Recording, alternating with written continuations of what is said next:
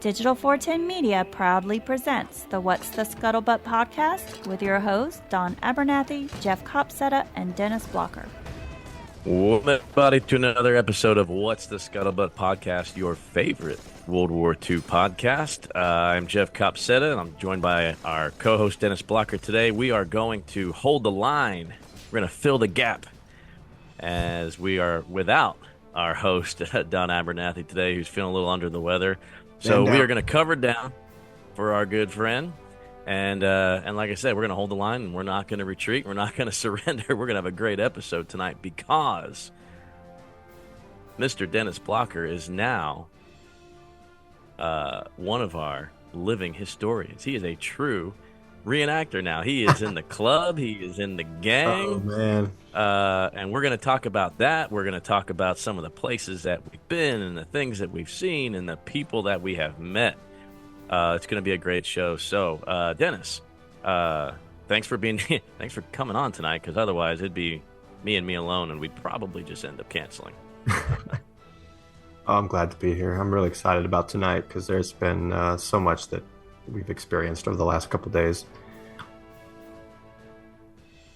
Yeah, so I guess it was 2 weeks ago now.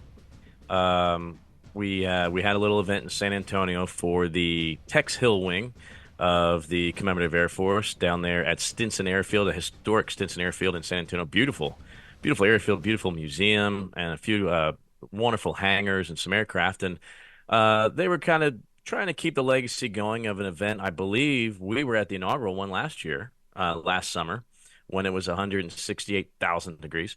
And so they moved the event a little bit earlier this year, a little bit cooler. Had some cloud cover, low ceiling, so not a whole lot flying, but we made the best of it. They're just always so welcoming. I can't say enough about Tex Hill Wing and Commemorative Air Force down there, because they are just wonderful, Great. squadron. Great Really, set the bar for their cadet program, and just all around great folks. And but what was really, really special was not only was Dennis Blocker able to join me and help me with my display, and we had a few other great folks there. My good friend Savannah. We were even greeted by the Wonder Woman of San Antonio for those comic fans. But it was Dennis's very first event in uniform, in a World War II uniform, and I cannot wait to hear what that was like for him, and why it meant so much, and why he is now has been bit by the bug, you might say. For sure. Yeah, for sure. I mean, first of all, broaching the subject, can I wear a uniform? But none of the uniforms available fit me. So it came down to, well, we do have this German Wehrmacht uniform in a dusty closet, and tried it on, and it fit. So I became a representative of the Wehrmacht. And it turned out to be quite a hit, because folks were coming to the show expecting to see Air Corps and Army and maybe some Marines. And as a little gig, what I decided to do was I decided to walk out in front of the hangar, which is surrounded by barbed wire for setting, as it turns out. And I was just pacing in front along the sidewalk. And we had so many people stop, take double takes, do U-turns, come around and say, I thought I saw a Wehrmacht soldier, a German soldier. What's going on? And I was like, oh my gosh, I'm so glad you stopped. There's an amazing World War II event going on right now. We've got food, we've got drinks, we've got displays. Come on in. There's aircraft here. So people were like, I'm going home grabbing the kids. And sure enough, they would show up later on with a passel of kids and a stroller and mom and grandma, and people are just coming in through the doors, all because a German soldier was walking the perimeter. And I thought I would get some comments, they got the German eagle on your chest and the swastika underneath. And that wasn't the case. It was all just fascination and people wanting their pictures with me. I think folks realized that most of the German army were just defending their country. They weren't necessarily, members of the Nazi party and whatnot. But it was really interesting. And one of the fellows who decided to come and visit because he saw my uniform turned out to be a gentleman who was the U.S. representative to the UN for both President Bushes, and a fellow who had escaped from Cambodia, and he was just couldn't believe a German soldier was walking in front, and he stopped and grabbed some pictures with me, and we had a really nice talk. So, yeah, that was quite an experience. It was surprising. I thought that there would be some negative comments, maybe, perhaps, or that people would just ignore me. And the opposite was true. People were flocking around, and then you and I actually did some photo shoots, which turned out excellent. Yeah, it was a lot of fun, and you really just you took it and ran, man. I was a little nervous for you. I think it's your first one, and I just know what it was like for me. You don't know what kind of crowd, you don't know what kind of questions you're gonna get, and you're like, oh my gosh, I don't know every single thing, right? And you're hoping that somebody's not gonna ask you a question where you're like, I have no idea, like, and it's Yeah, just it doesn't take much really, and it's like your credibility. They're like, oh, okay, moving on. But you make a good point. You were concerned about maybe some ill comments or any negative comments, and what I've seen. Yeah, we get those in living history, of course, but they're always from somebody you're never going to meet, and it's on social media somewhere, right? Like, I've never even heard of anybody who had the public at an event, be negative towards anything, because of the history of the war, right? I mean, they're there, I think, because they have a basic understanding of the war or yeah, just that's a good history in point. general. Yeah, Yeah, and I think they're not looking to just point something out and just be that person. They probably don't have the guts to in person, right? Everybody's all nice and brave when it comes to typing something on social that's media, so but true. and living historians, especially those who reenact from the German perspective, they're always going to deal with that, I feel like. Yeah, But it is what it is, and it's an important part of history, right? I mean, it's the German story. It's part of the American story. So you need both sides of the coin there. You can't just have a bunch of soldiers trying to talk about hitting the beaches of Normandy without the other side represented. I mean, it's not fair. It's not accurate. It's just naturally going to be biased. So I really appreciate you being there. I was so happy that I was there with you for your first one, and we got to do it together. And boy, did yeah, that was things amazing. really snowball. They, Yeah, I mean, things elevated quickly the past 2 weeks, right? And I mean, yeah, it's been incredible. So, these past 2 weeks have really, they started out with you and I just binge watching Masters of the Air, right? yes, yes. That was like the introduction to these past few weeks, and Yeah, and I obviously totally we were. lowballed it to you beforehand. I Oh yeah, totally, yeah. Oh yeah. Dennis is like, well, yeah, it's no band of brothers, and then I'm there like I'm crying and I'm laughing and I'm like, oh my gosh, everything I've ever wanted to see, like, oh, uh, yeah, I didn't want to give you too many expectations. I didn't want oversell it, so I undersold it, and I knew that it was just going to blow you out of the water. Oh yeah, you're absolutely right, and I appreciate you doing that for me. So, yeah, we started our time that way, and then there we are in Stinson having a great time. And like I said, you really brought so much to that program that I don't even know if the squadron down there realized how much impact you had having people. You drive past those hangars. There's no big signs. There's not. No, there was no signage at all. Yeah, and the hangar backs up to the road. So unless you couldn't really see us. You couldn't tell what Yeah, was going on. And there was some amazing stuff there that if it faced the road may have been a different story. But you being there, you brought people through the gate and yeah, showed and I them, was what we able were to doing. tell them where to park, and I park right there Yeah. across the street, and there's a crosswalk, and I even I made a comment that I needed those German traffic signal things that you see those German policemen have, because at one point I had to stop traffic so that the lady could cross with her baby stroller. So there's this crowd in the middle. There's a reel out there somewhere, folks. I would love to see that video footage. So yeah, like I said, great time, great inauguration for Dennis to be a living historian. And then, like I said, then it just snowballed, and it snowballed quick. 2 weeks later, now I had this on the books for a while, and just again, super pumped Dennis could join me. We get invited to the headquarters of the Commemorative Air Force up there at Dallas Executive Airport, about 4 hours from where I live, about 6 hours from Dennis. So we made arrangements. So he came into my place, and we rolled in together, loaded up all of our stuff.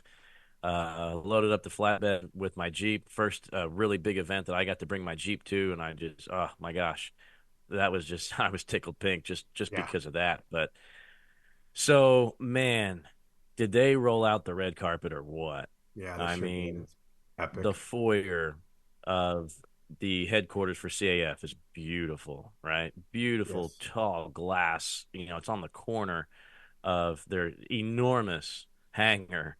We pull in about 8 o'clock Friday evening, and it's just here you go. Set up everything that you want, take up as much room as you want, pull out your cots. You can sleep in here, AC, bathrooms, break room. Oh, and by the way, when you go through this door and turn on the lights, there's a P-51 Yeah. and a PT-19 and a B-24 and a B-17 and a B-29 and a T-6 and a It's P-80 like, Shooting what? Star all in one room. What? And the joke through the weekend to Dennis was, it's not always like this, right? Like this is kind of we've already like maxed out. So, When I I walked in mean, that hangar, I was like, and start John Williams music, and Steven Spielberg says, and roll them.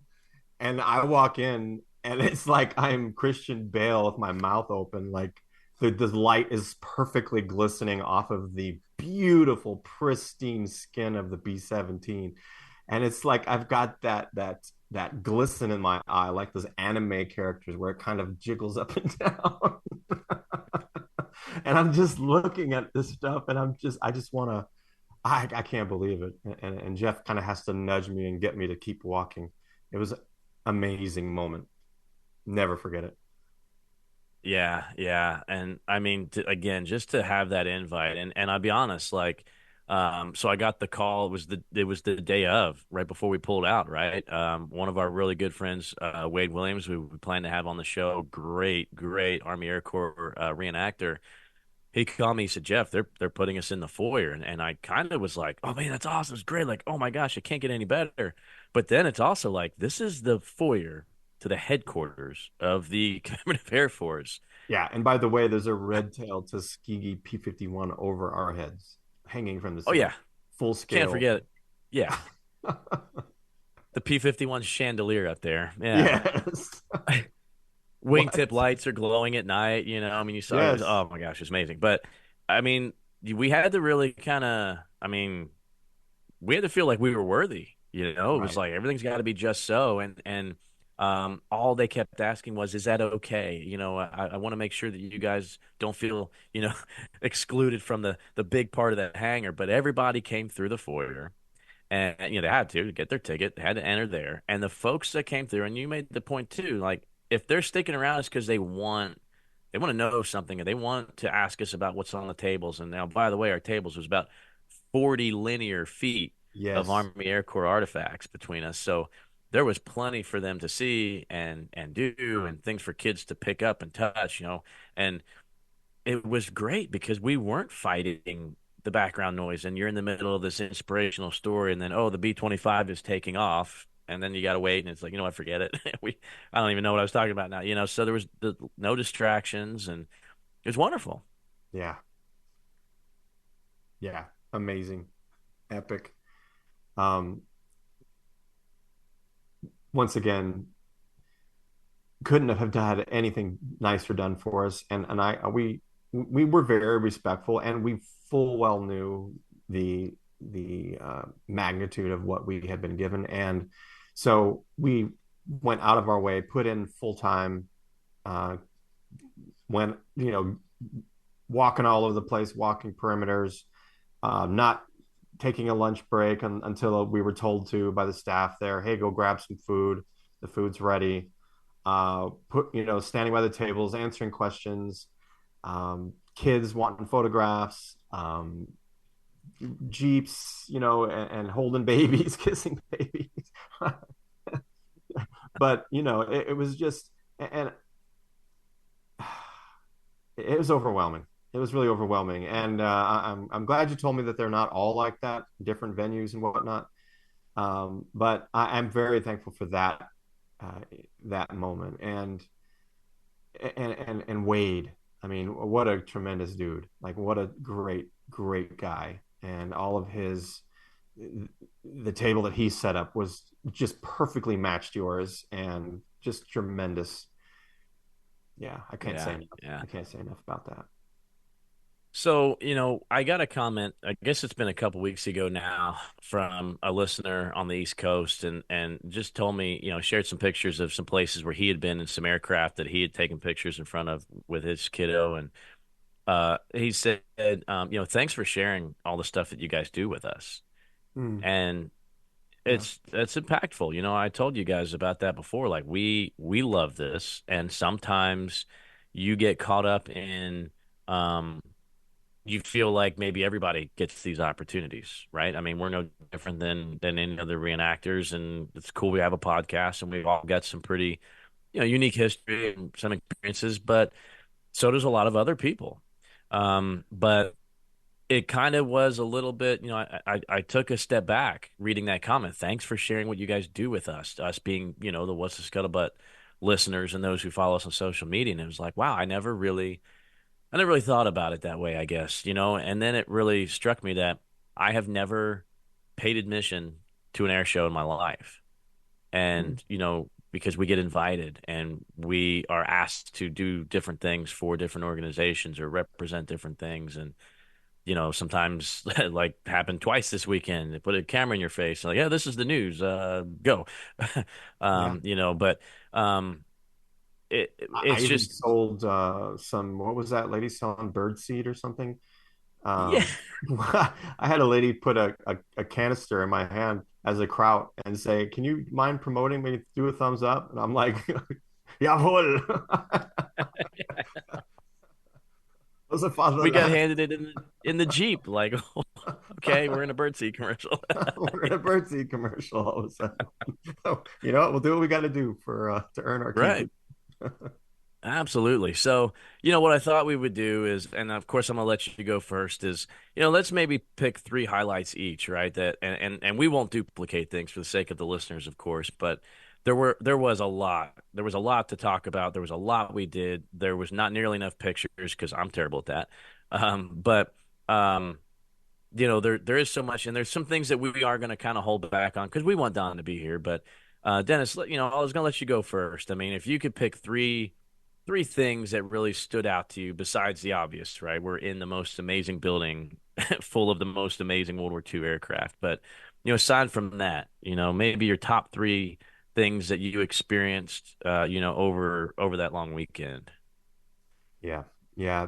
That's easy. Number one, the most amazing moment was being able to tour the inside of the B-17 with you and nobody else there. Like the place completely empty after hours. Just everything's locked down. You can hear the vibe. You can hear the hum of the lights overhead. You can hear the fan on the tops of the ceilings swishing, and it's that quiet. And even the bomber itself has this energy that it's putting off. And we start at the nose, and I'm sitting in there where the navigator and the bombardier, their compartment, and I just sat there for a bit, and you could see something spiritual was happening, and you were very quiet, and knowing full well also that I'm working on this book um, that we're writing right now with writing with another author, and I was taking it all in. I was looking at the rivets. I was looking at the plugs, the wiring, the tubes, the oxygen, the regulators, the different gauges, how things were situated. Are the chairs swivel? Do they move? The Norden bomb sight, the tabletop, and what's it made of, and and I'm looking at everything. I'm looking at the black stains on the canvas seats that represent years and years and years of sweat and people sitting on it and moving back and forth as the plane is in flight. And then going from there and looking at the pilot's compartment and the top turret, and taking that walk through the Bombay, and that tiny catwalk was 8 inches. And it's funny because before, you and I had actually asked you, how wide is that? And you were like, it's not wide at all. And you said you thought it was 8 inches. I called around to different historians. Yep, 8 inches. And I get there and it's 8 inches. And when I was walking across it, I'm a bigger fella, and I had to sidestep, right? I had to turn, and I had to duck, I had to step up and then in. And I was imagining I was imagining turbulence, I was imagining flak, I was imagining air pockets from the aircraft ahead of you that are causing disturbances.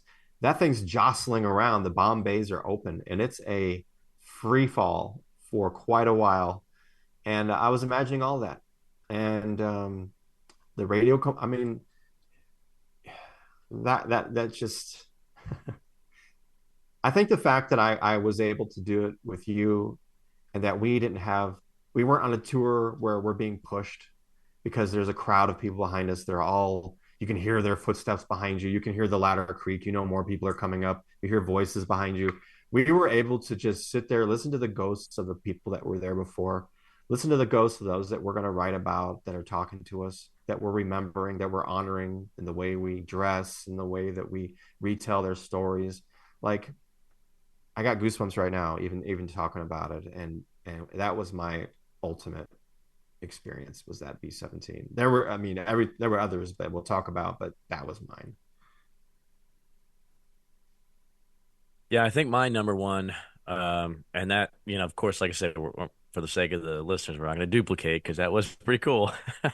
Yeah. But I think really the overall hospitality of the CAF staff, right? I mean, from the moment we pulled in, the entire weekend, the support we got from the ground forces, from marketing. I was really pleased to be able to meet, the CEO of the CAF, Hank Coates, right? Like, that was somebody I just see in the monthly Dispatch magazine, a letter from the CEO, and then just to kind of hang out with them in person. And then, I mean, their hospitality was beyond even what I expected, when I was a little nervous that I brought along my 1-year-old goofy basset hound mini Aussie. Right? Like, Moose is, Moose. yeah, he's as graceful as a moose. So I'm thinking, oh my goodness, how is this going to go, and how are we going to keep him on a leash? And um, there were so many of the staff and the volunteers and the reenactors and just the general public that were saying hi to Moose. And when they were leaving, they were telling Moose bye. It was like, Yes. I couldn't believe it. He's all over the place. He's checking out everybody. Everybody's petting him. He's up in my Jeep. He's all over. I mean, he was great, right? But Yeah. that helped alleviate so much. It was just like, it was like we could do no wrong. And I told one of the volunteers, I said, I was sitting in my Jeep, and it was just the museum director. He's like, man, what do you think? And I said, I'm actually trying to take it all in. And it was shortly after that, Dennis, said you had walked up, and I think I was still kind of just sitting there glazed, and you were like, what's in your head? What's going on right now? And I was just trying to find the words. And I think I Yeah. said something like, it's like my entire childhood Yeah. is being relived and re-energized, and it's happening in front of my eyes, but I'm 40 years old and I don't feel indifferent. There's a World War II veteran right there, right? Got to see John Luckadoo again there, and then there's a B-17, and then there's kids.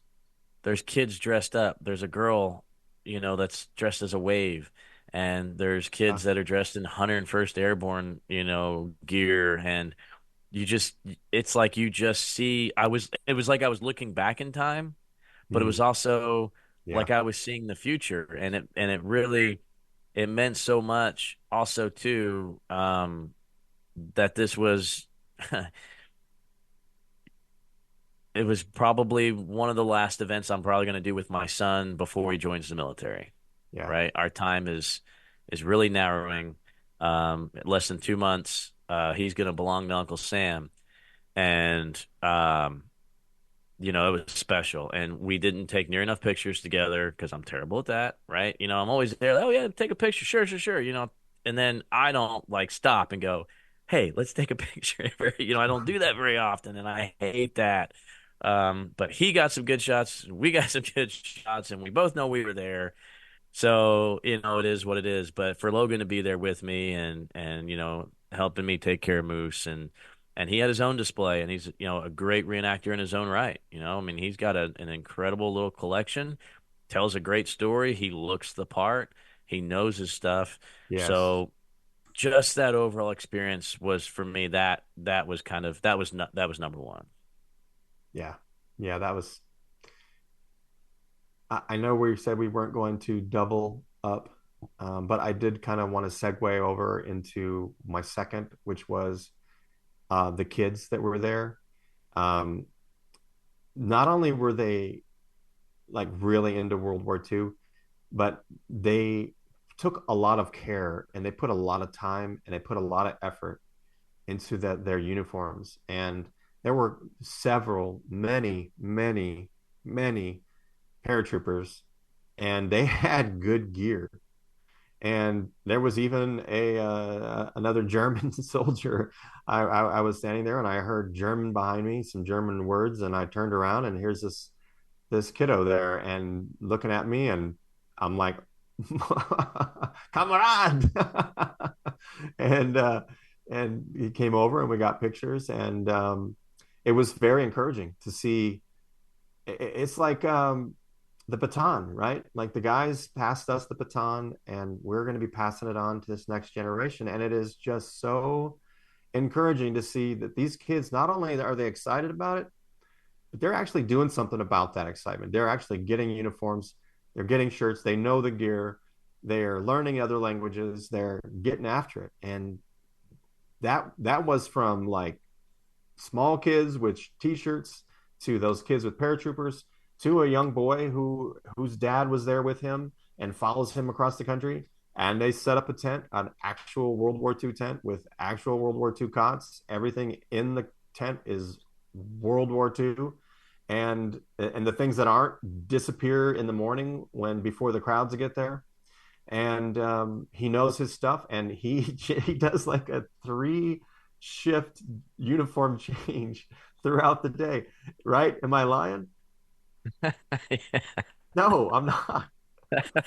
He will start off the day with one uniform, do a total transition halfway through, and then in the third part of the day before everything goes out, he's got a whole nother uniform. And not only that, there's a crowd. I'm telling you, there's a crowd of people around this young man and other kids, and he is instructing them, and he's going through the rifle, he's going through the weapons, he's going through the uniform, he's going through the significance of the patch he's wearing and what unit it was and what they saw and where they went. I mean, that is just so encouraging and exciting to see, and that is definitely my second favorite thing that I experienced there. Yeah, yeah, absolutely. Um, my second is it's we have so many. I hope I'm not stealing this one from you. Um, and we're gonna definitely talk more. But when author Dan King showed up, Oh man. oh man. Yeah. So for the listeners that don't know, we just recently had him on the show, and Dennis was our contact for that. And Yeah. man, we're so thankful, that you had him as a contact, and it was really neat that Dan and I had a kind of a mutual friend with our buddy over in Japan, because Dan King, if you don't already know, is about the foremost authority to me that I've ever met about the Japanese experience in World War II, with the amount of interviews he's done, because he studied the language, he lived there. I think I would say he mastered the language. and the culture. I mean, he Yes. knows everything, and lives here not far from Dallas, and Dennis and I were just like, hey, we're gonna be up kind of in your neck of the woods in a few weeks. If you could stop by, we would love it. And fully expecting, probably not. I'm busy and there's things I got to do, and I'm writing all these books.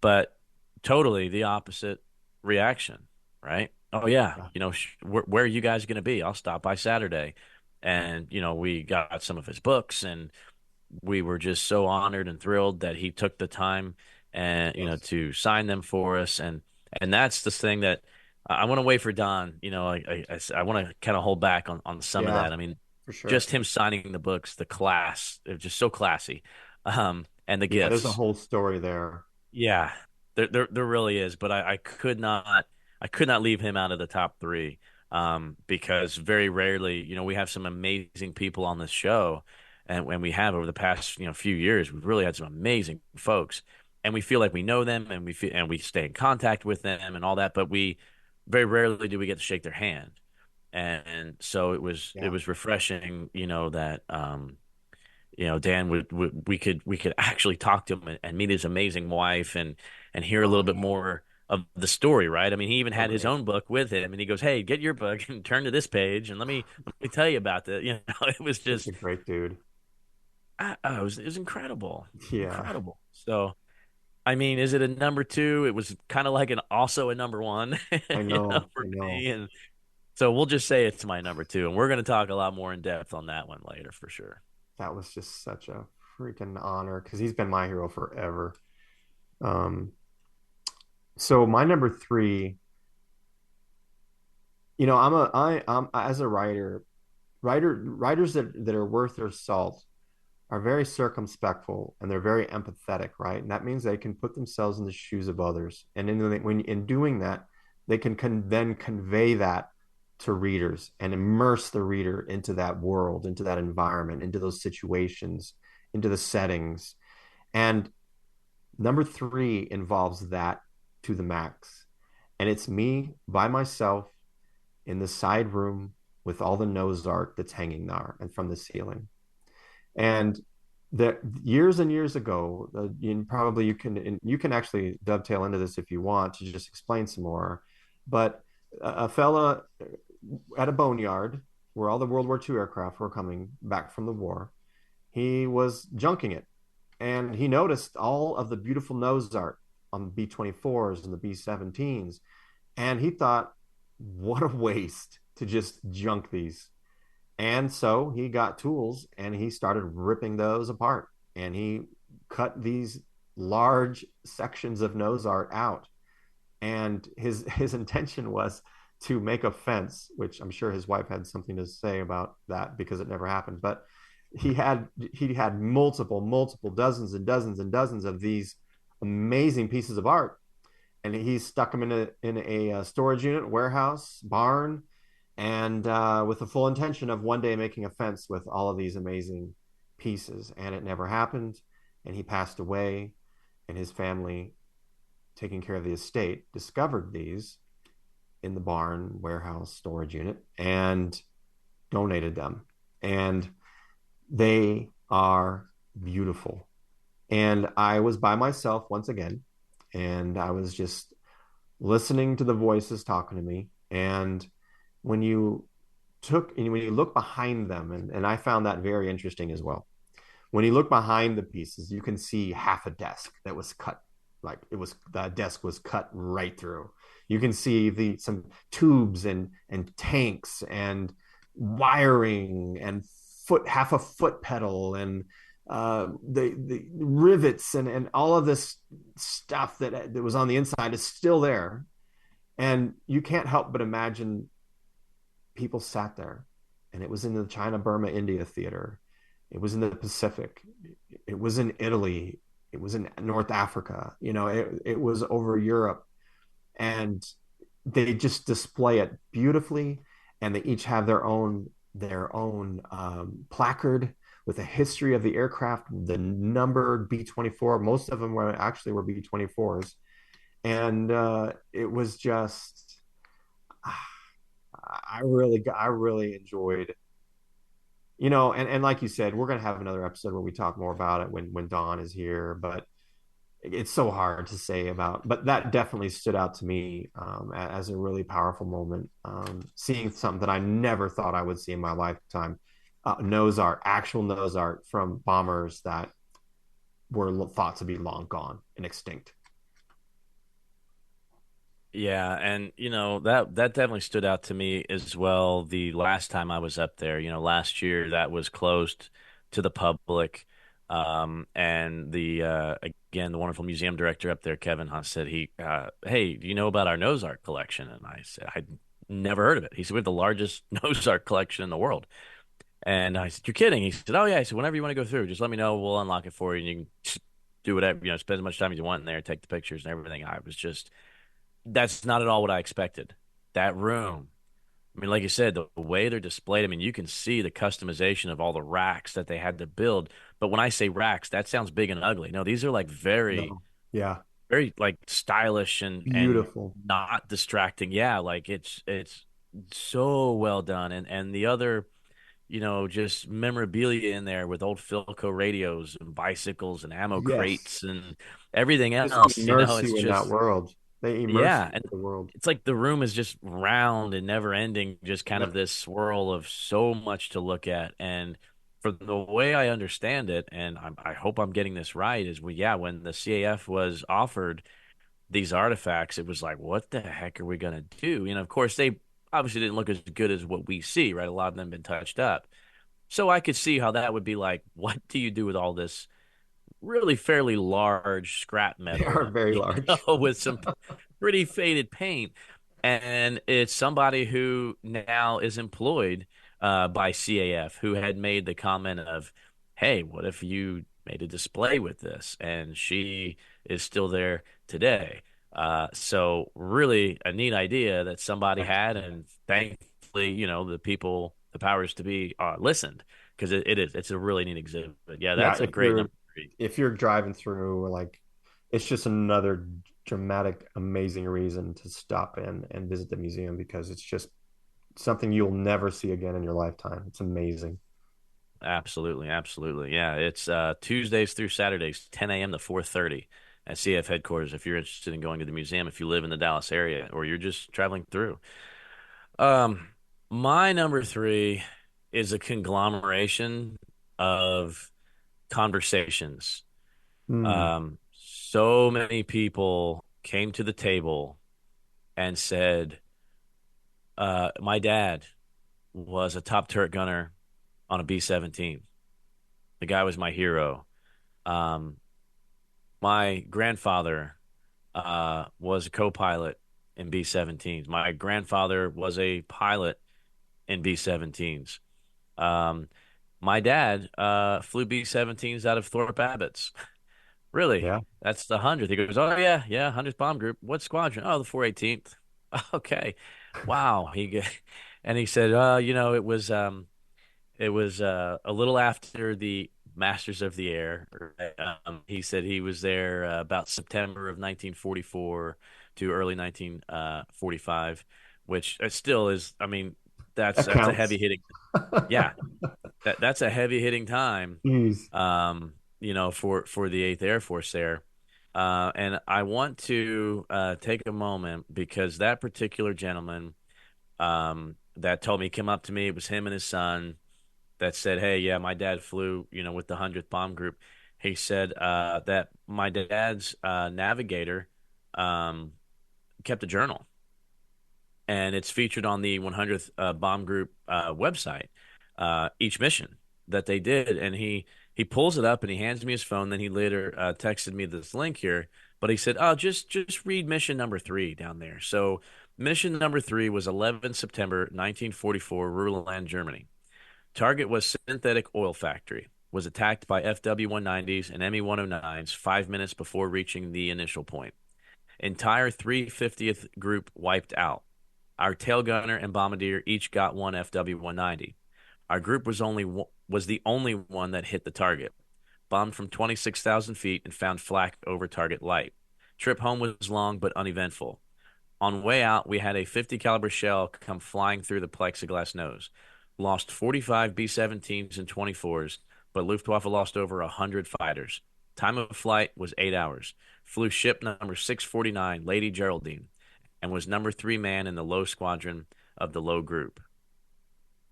Jeez. It reads like you're just reporting the weather. Yeah. I mean, oh, casually we lost 45, but they lost over 100. It was uneventful on the way home, except there was a 50 cal round that came through the plexiglass nose. Wow. Already on mission number. That's what I took out of that. Several of these other just, missions is just this was every day. One of these missions would be so traumatic to people who are not trained for that. And this is their everyday life. Um, my favorite, I think, were these two girls who were cousins, big Aggie family. I think there were several cousins there that actually approached my son at his table. And she said, yeah, my grandfather flew B-17s. He was shot down and he was a POW. And Logan says, you got to talk to my dad inside the foyer there. So she eventually caught up with us. And it was really nice because she had a little laminated, printed book about her grandfather and the last flight of his B-17 that was called Up and Atom. And she's going through, she's telling me, she said, yeah, she said, only four. She said the aircraft was hit. It was on fire. She believes the tail gunner and ball turret gunner were both killed due to the flak, and they hit the bailout buzzer. And most of the crew, or some of the crew, got out, but four of them stayed in the aircraft. She said the navigator, the pilot, operator, and let's see, the navigator, pilot, top turret, and radio operator. Her grandfather being the pilot, and so only four of them eventually bailed out. And she gave me a copy of the book because the research was done by the folks over the French, who some of them were eyewitnesses to the airplane crashing in the farm. A 10-year-old girl being one of them. When her grandfather parachuted out and landed, he was immediately captured by the Germans. But the French people that were there that saw the boys land, were under the silk, were clapping and smiling. And one girl came up and patted her grandfather on the back. Her grandfather being Lieutenant Willard Thomas. And according to Willard Thomas, the lady that pats him on the back, kind of like good job, is immediately arrested by the Germans as well. Wow. And he was just taken aback by the bravery of these French to show the support and like right in front of the enemy as they're coming to capture the crew that actually got to bail out. The French were so appreciative that they erected a statue, a big monument at the crash site to honor the crew of Up and Atom. Willard eventually goes back some years later. Then I think in the 90s, he goes back. He meets the 10-year-old French girl that saw him under silk and saw the airplane come down and crash and explode, catch on fire. Trees caught on fire. Chunks of the airplane went everywhere. The Germans eventually took the rest of the remaining crew, 5 charred bodies. They removed out of the B-17 there later. And then the family got to go over last year for the 80th anniversary of the airplane going down 29th, 1943, showing me videos of them in a French car that the underground used. It's a late 30s, early 40s French, Phaeton 4-door car.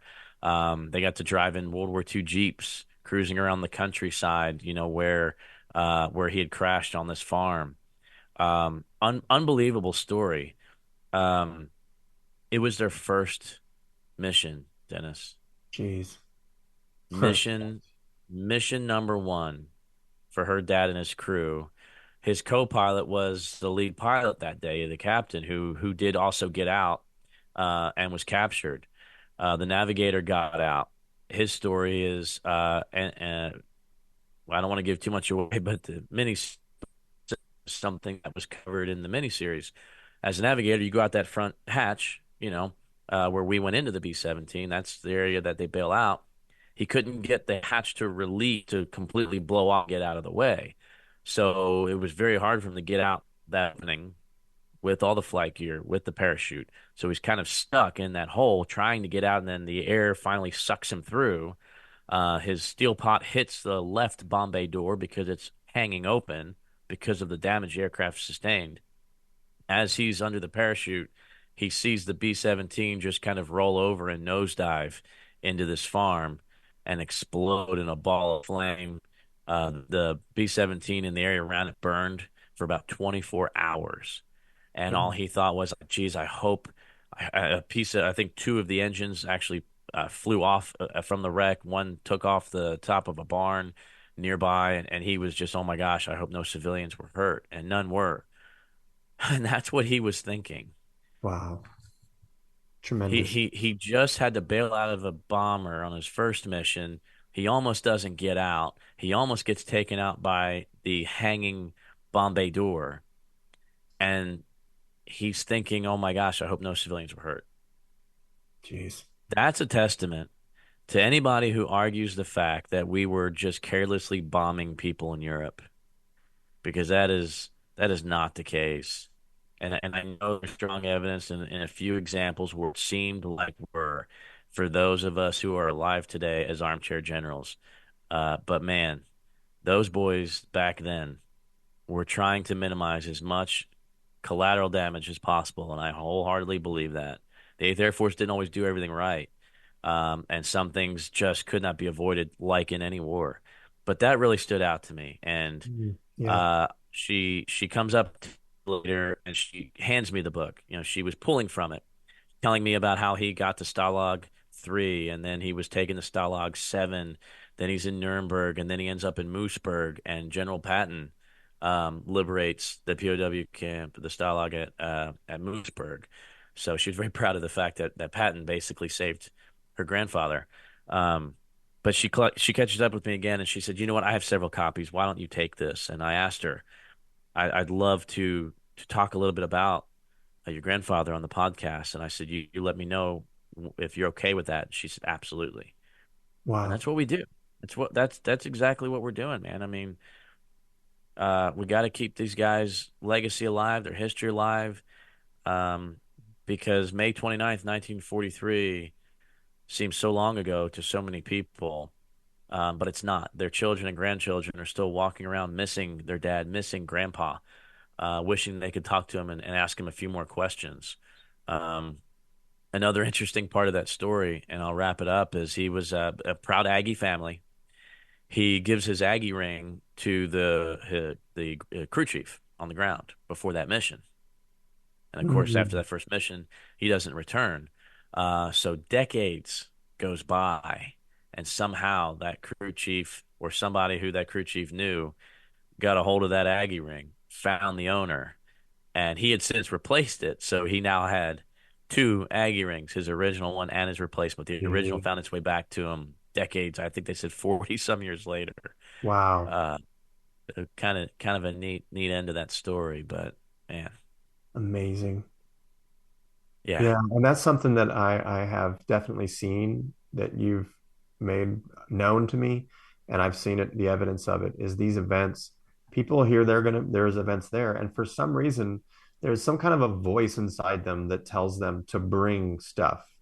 And I have seen you personally been handed books and documents, and it's remarkable. It's really remarkable. Well, the spirit's alive and it's very strong in us, and I think the families realize that. And I cannot wait to talk about some of those other things for sure on a future episode. Because yes, I have been handed some really incredible artifacts over the last 2 weeks that I cannot wait to share Yeah, with our amazing. audience. And speaking of sharing our experiences, so we know there are some Patreon subscribers out there, and we really, really appreciate those Patreon subscribers. And if you are wanting to be a future Patreon subscriber, of course, just log on to WTSPWWIIEP.com.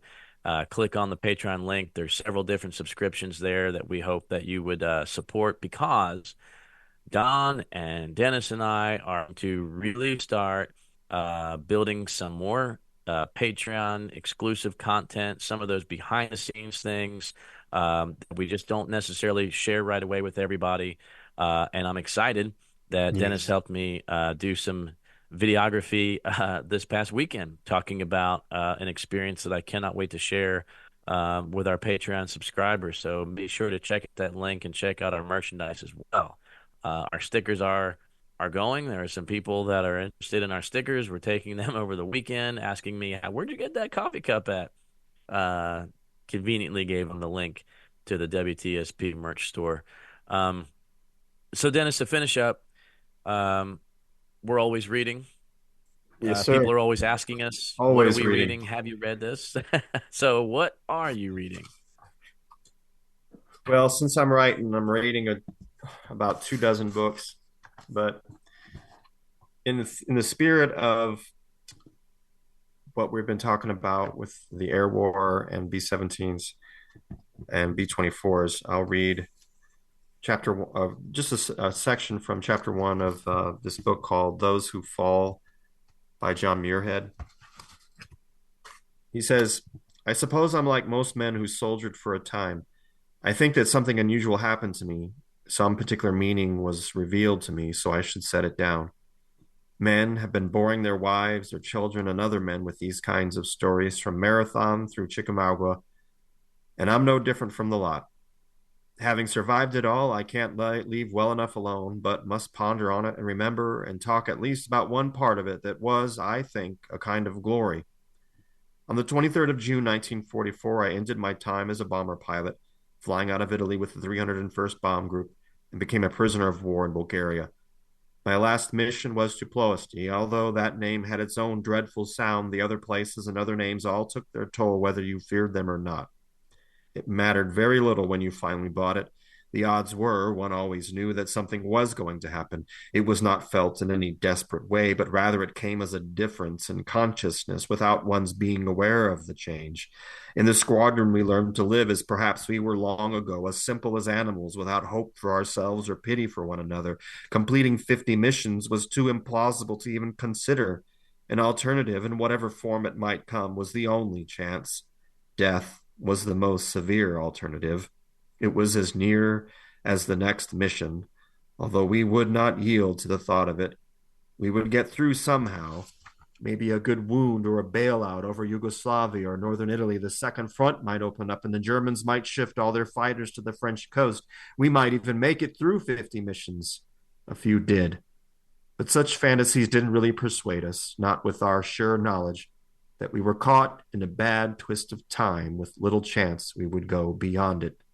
Our lives were defined by a line from the present to a violent moment that must come for each of us.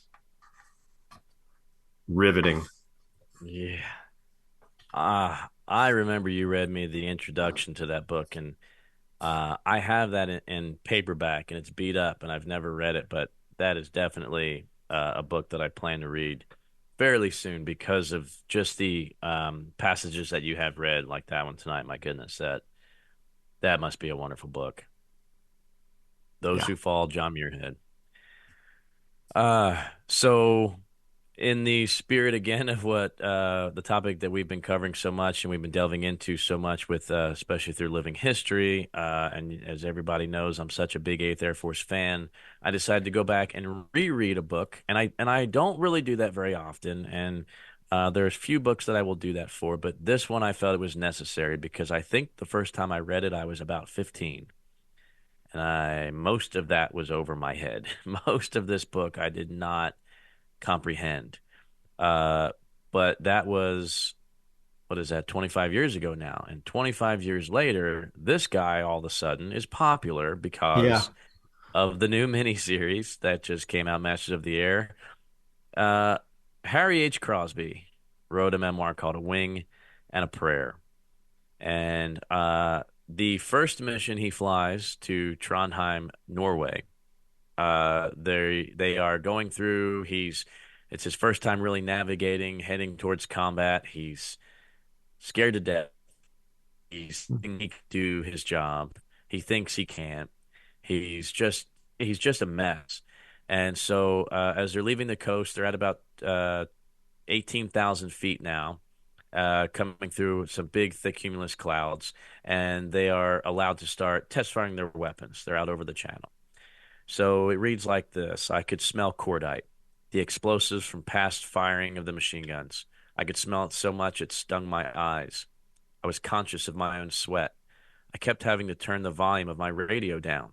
Were the crew talking louder, or was I hearing more? Were they scared, or was I? Even though I was sweating, I began to climb into my altitude gear, zipper up my fleece-lined pants, then my boots and my jacket. I measured it once.